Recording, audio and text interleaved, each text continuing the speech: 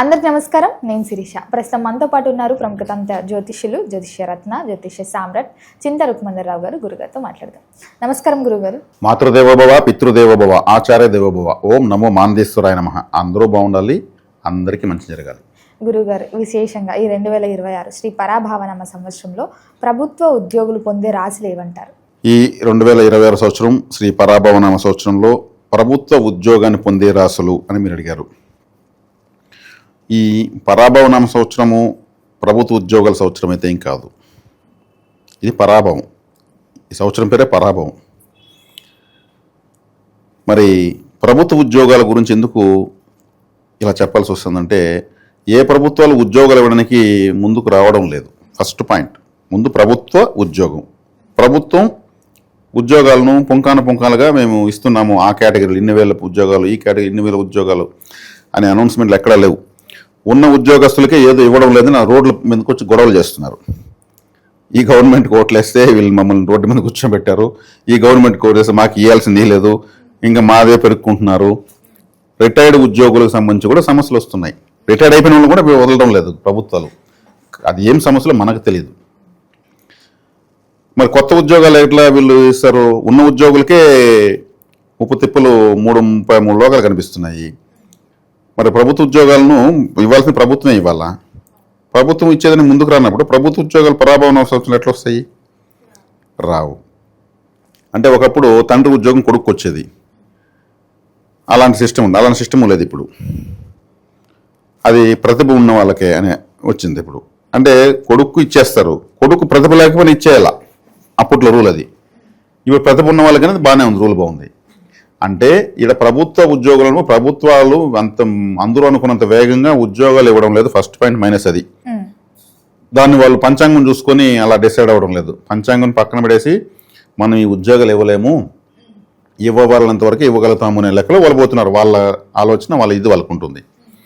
మరి ప్రభుత్వ ఉద్యోగము పాతకాలంలో ఏం నానుడంటే, గాడిదల మేపినా గవర్నమెంట్ ఉద్యోగం గవర్నమెంట్ తరఫున మేపితే చాలు అని ఒక నానుడు. అది అది గాడిదల మేపని గవర్నమెంట్ తరఫున మేపితే గవర్నమెంట్ ఎంప్లాయ్, మేపేది గాడిదైనా గవర్నమెంట్ తరఫున మేపుతాడు ప్రభుత్వ ఉద్యోగి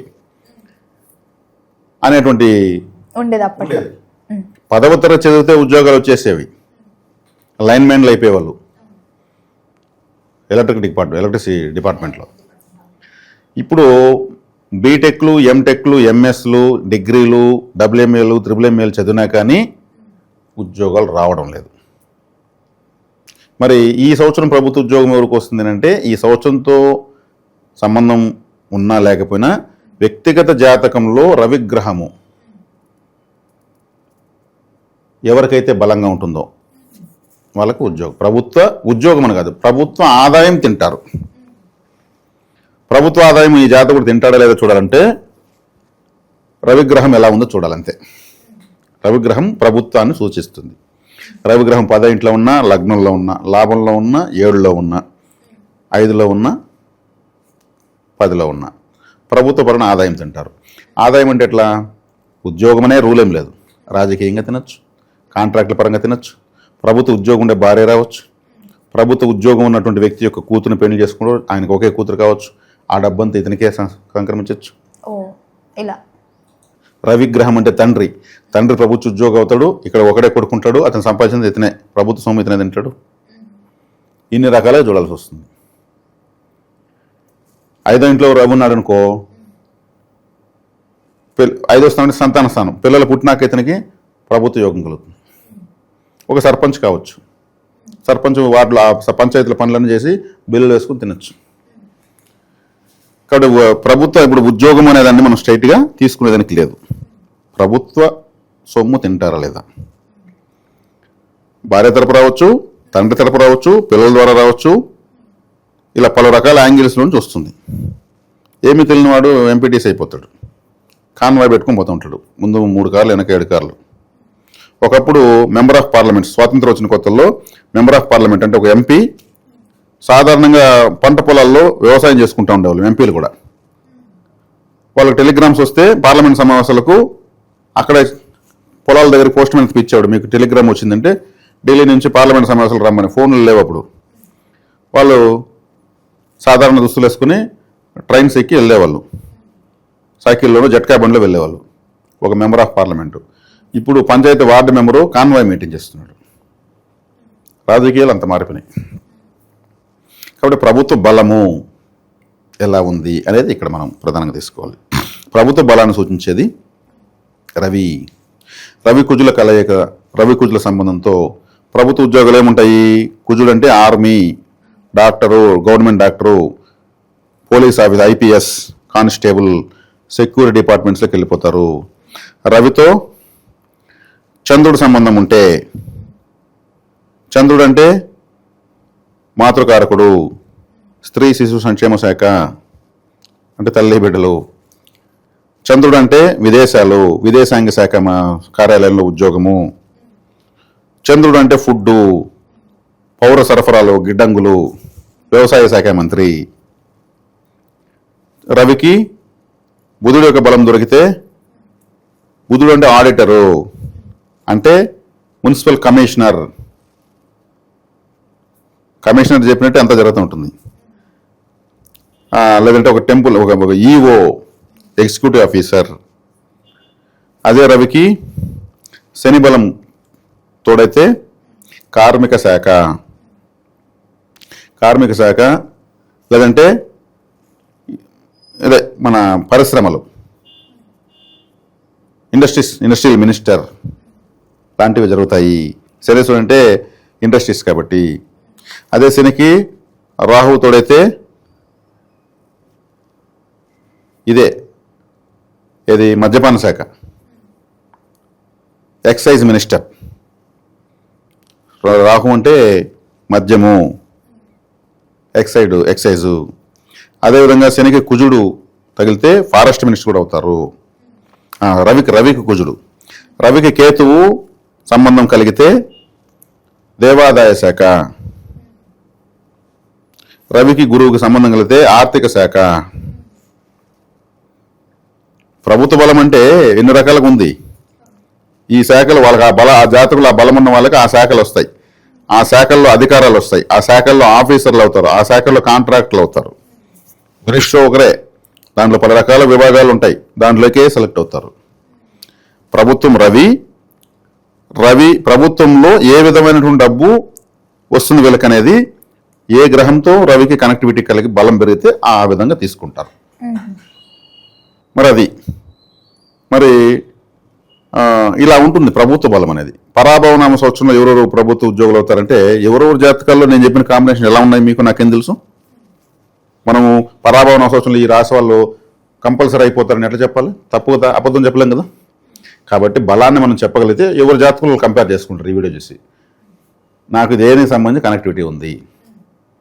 అదే రవిగ్రహం నీచబడితే, పూర్తిగా నీచం అంటే బలమే లేకపోతే జీవితంలో ప్రభుత్వ ఉద్యోగం రాదు. ప్రభుత్వ పరమైన ఏ విధమైన ఆదాయము. సో వ్యక్తిగతంగా రవి బలం బాగుంటే ఉద్యోగం ఏ విధంగా ప్రభుత్వం ఉద్యోగరీత్యా కావచ్చు, వ్యాపారరీత్యా కావచ్చు, మన ఇది కాంట్రాక్ట్లు ఇచ్చా కావచ్చు, రాజకీయ పరంగా కావచ్చు, ఏ విధంగా కావచ్చు.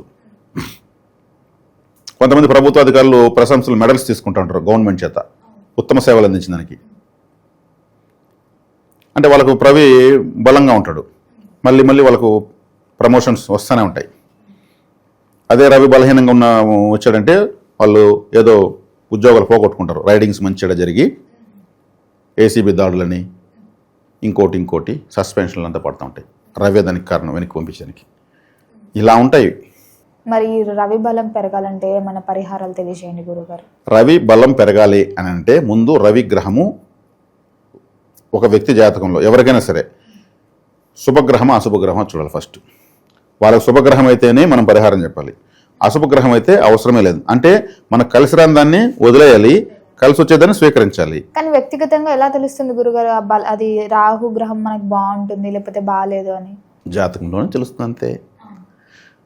ఇప్పుడు మీ ఫింగర్ ప్రింట్ మీ పేరే పెట్టుకుని మీరు పుట్టిన టైంలోనే పుట్టి మీ పక్క బెడ్లోనే మీరు పుట్టినప్పుడే పుట్టితే మీ ఫింగర్ ప్రింట్ యాసిస్ వాళ్ళకి వస్తుందా? రాదు. మీరు పుట్టిన టైంకి ఒకే టైం కదా పుట్టారు ఇద్దరు, అవును.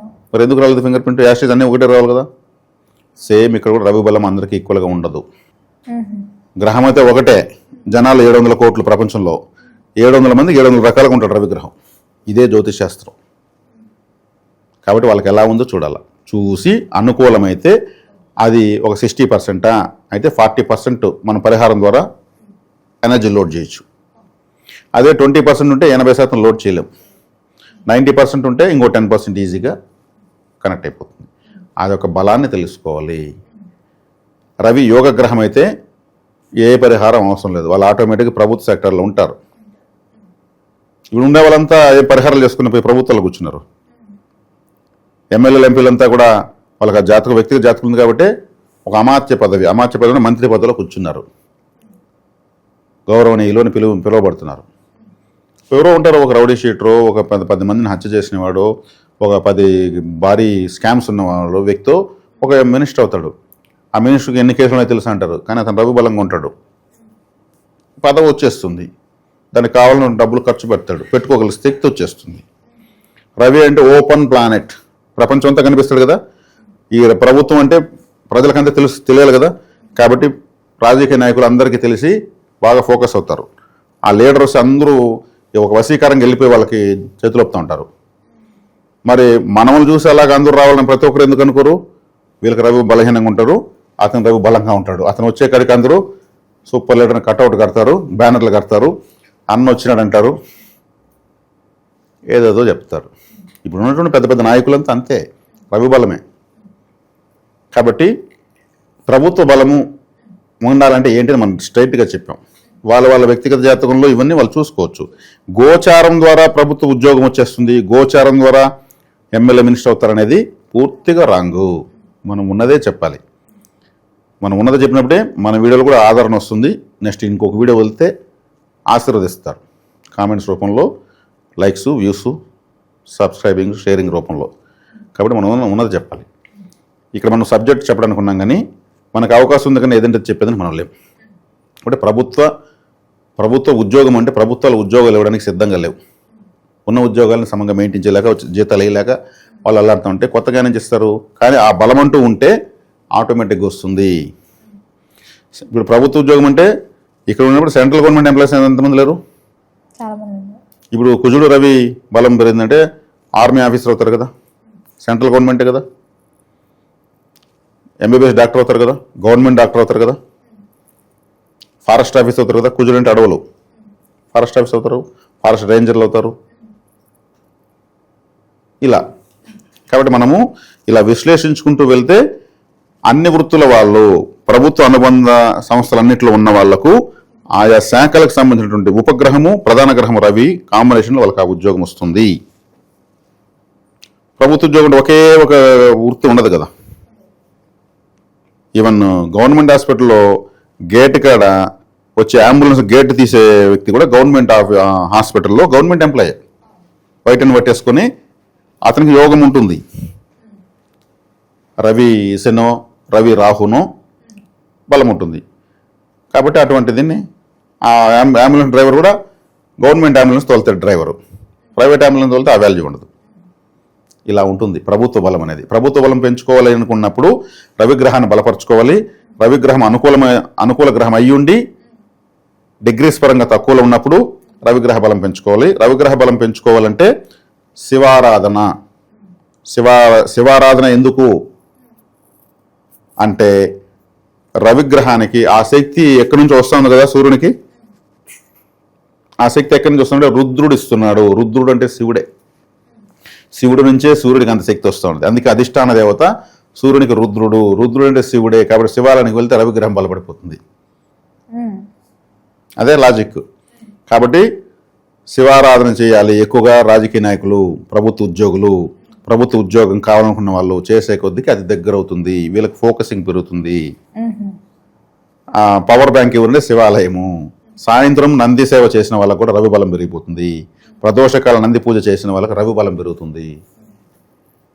కాబట్టి సూర్యోదయానికి ముందు సూర్య నమస్కారాలు, సూర్యాస్తమయ సమయంలో నందీశ్వర ఆరాధన, శివారాధన చేసే వాళ్ళకు రవి బలం పెరిగిపోతుంది, విపరీతంగా పెరుగుతుంది.